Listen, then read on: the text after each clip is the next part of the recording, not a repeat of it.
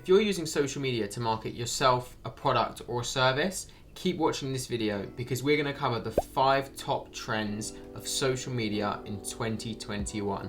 Hey friends, if you're new here, I'm Charles, full-time Googler, part-time YouTuber, and I make videos on business, marketing, personal finance, and side hustles. If that sounds like your kind of thing and something you're interested in too, do hit that subscribe button below to support the channel and for more videos like this. So I'm going to break this video down into 5 key trends. First, social commerce. Second, influencers and influencer equity. Third, social for good. Fourth, new types of content. And finally, Memetic Media. So let's first tackle social commerce. So the way most of us have used social media, at least for myself, I have over the past few years, has been to interact with friends and family and upload photos and share videos and messaging and all these kind of things. Much more of a kind of a consumative culture. However, social is moving a little bit more towards something of a call to action culture. And what do I mean by that? Well, with social commerce, brands, companies, and social media platforms are trying to monetize their platforms even more and use those platforms as a key monetization strategy for them as a brand. Social commerce in itself has rocketed over the last year, particularly with lockdowns, people staying at home. What are people doing?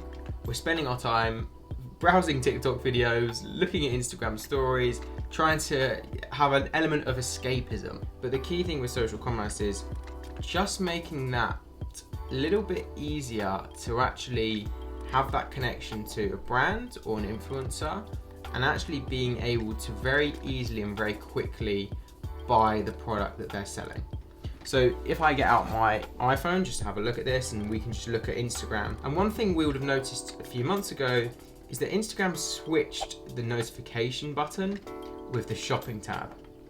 And the shopping tab now has a very direct, very instant, very easy way of linking me to places that I follow, buying a new gym hoodie, buying some new Yeezy trainers or some new shorts, and a really easy way of me going onto that product, viewing it, and actually purchasing it from within Instagram itself.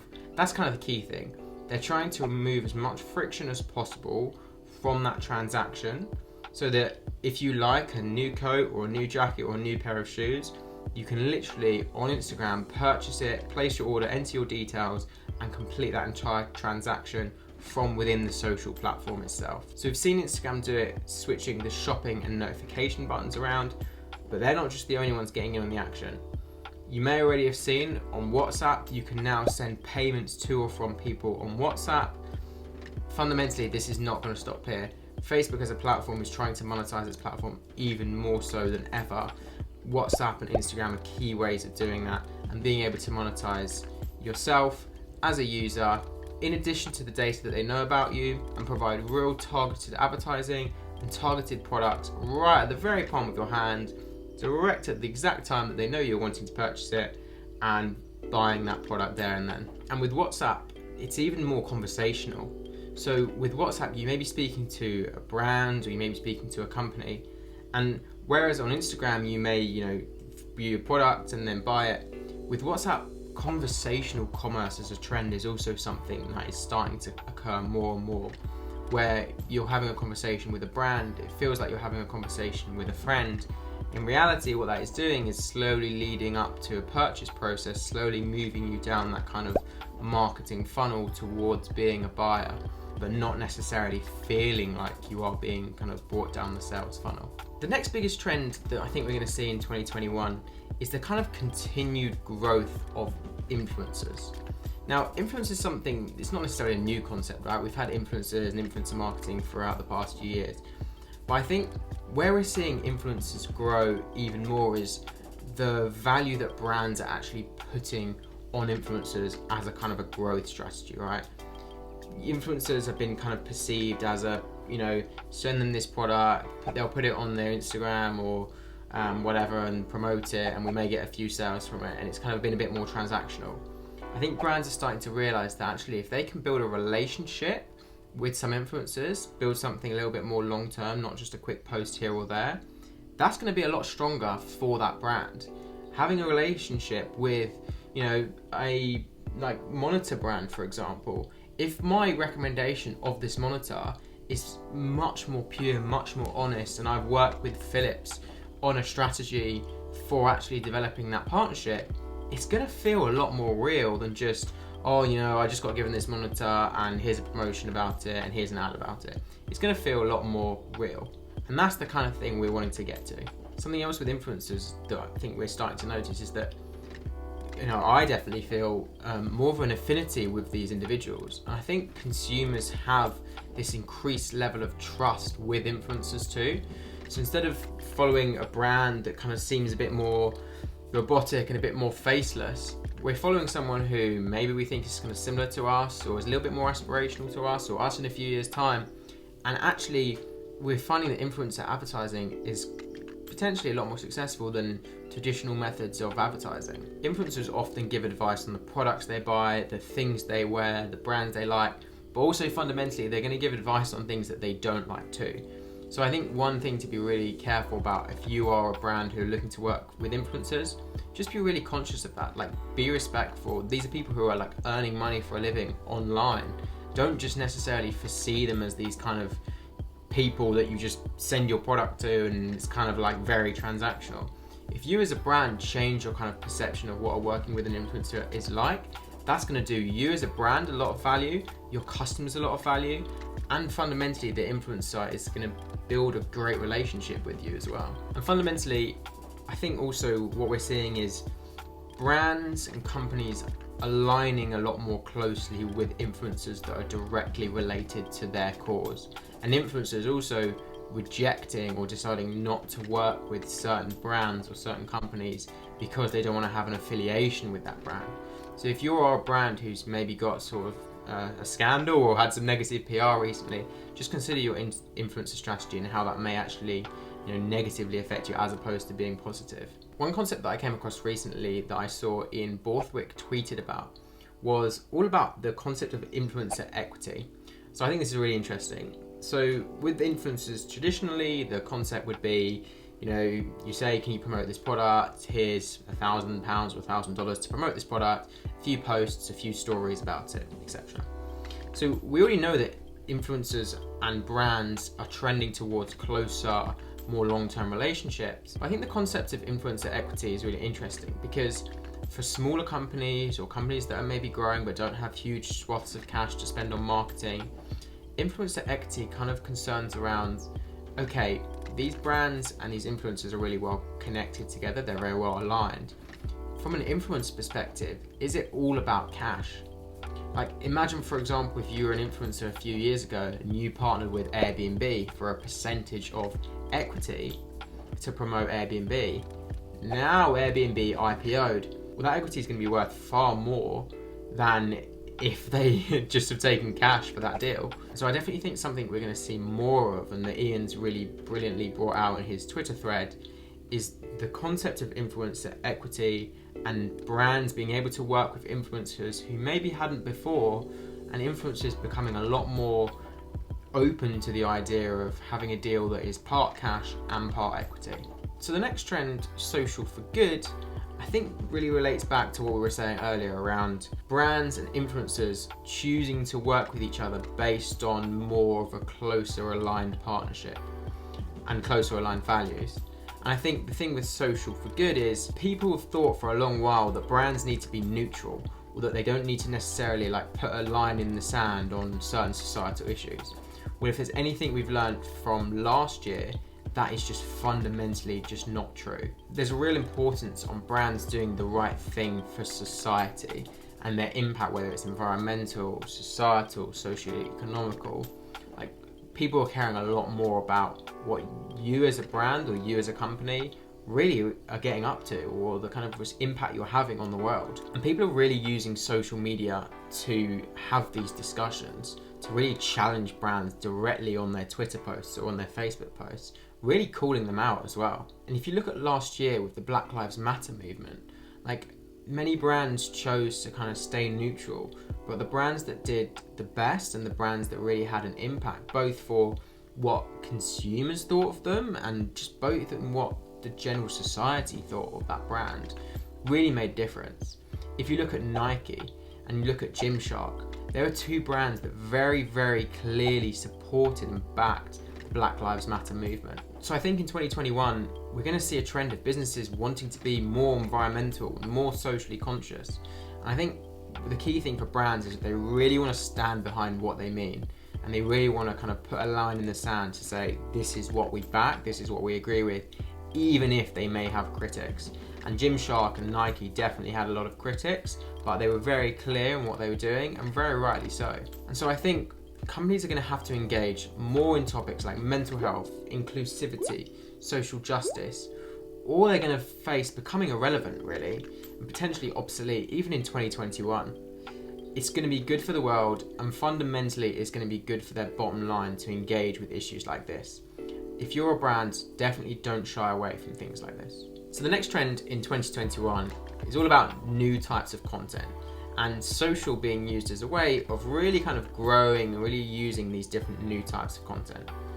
If 2020 showed us one thing, it was that it felt like Evan Spiegel, the CEO of Snapchat, was head of product at many different social media companies. Why do I say that? Well, we had WhatsApp stories, LinkedIn stories, we had Twitter fleets, and even Spotify launched stories as well. So yeah, stories were all the rage in 2020, but they weren't the only thing. Reels and TikTok were massive trends last year. I think they're going to massively continue in 2021 too. And TikTok really burst in on the scene in March, particularly when everyone was locked down.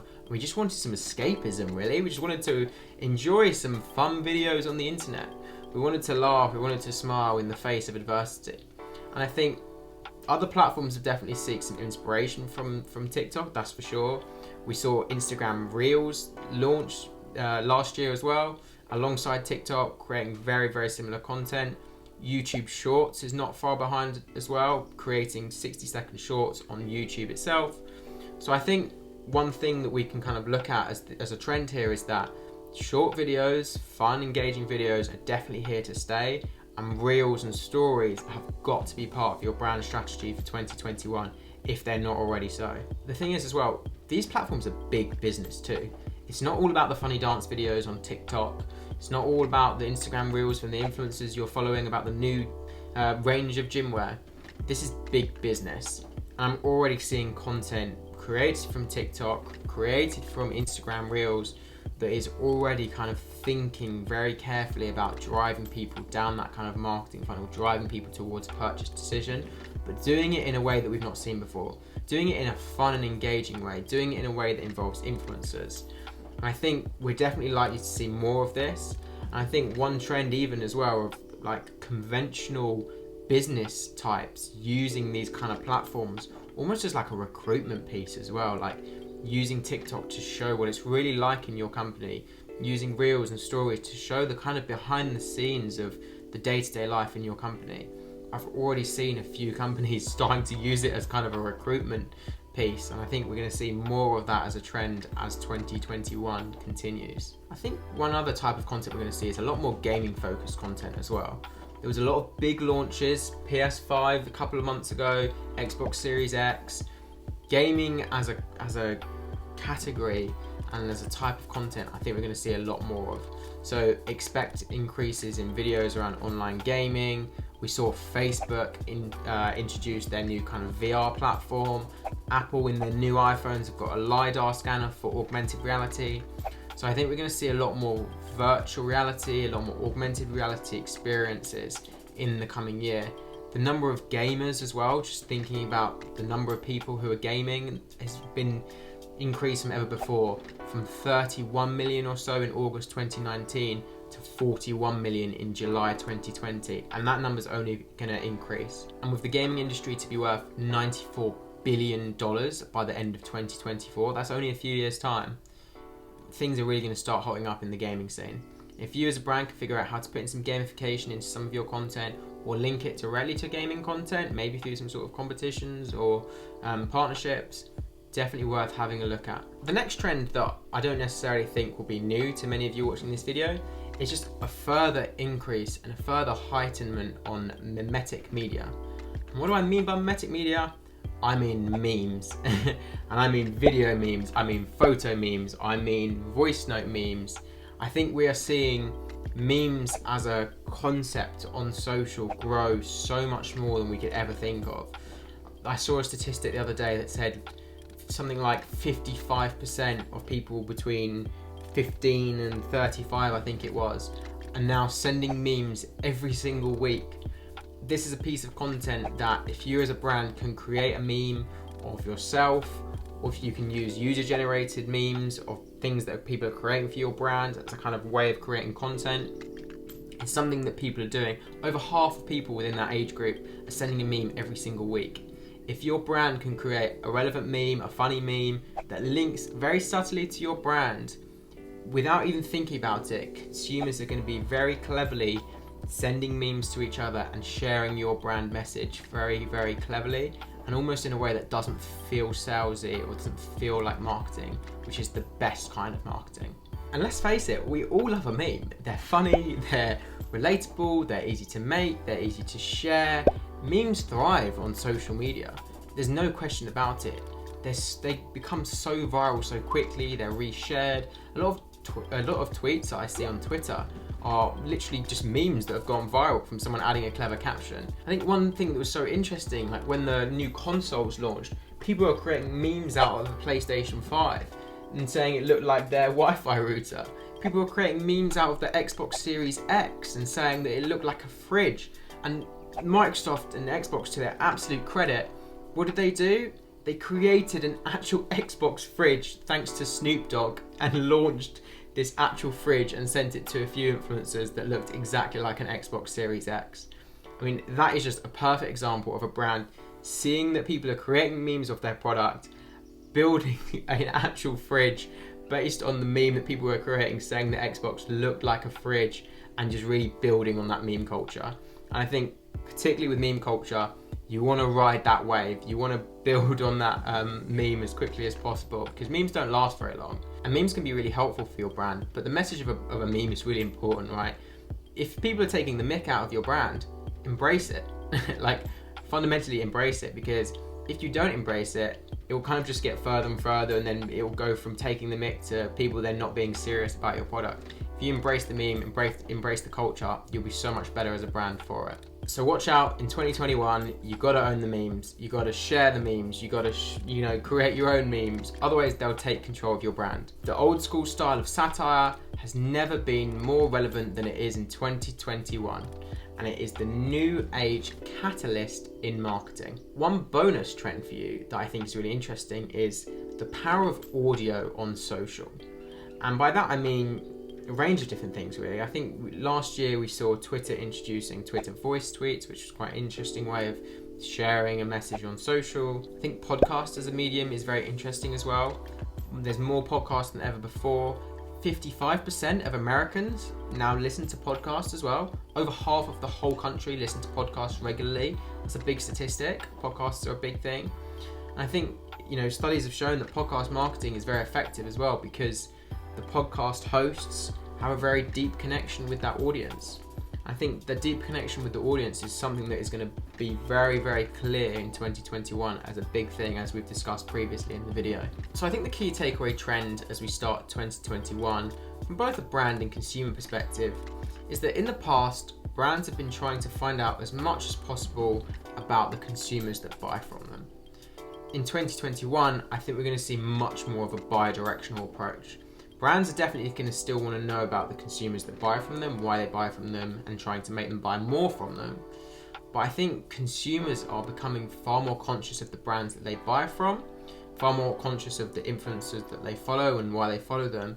And therefore, consumers are going to want to know more about the brands. And so connecting your brand and your audience has never been more important. Next up on the channel, I've got a video about general business trends in 2021 that you should look out for, and also a video on some side hustles and businesses that you can start based on those trends.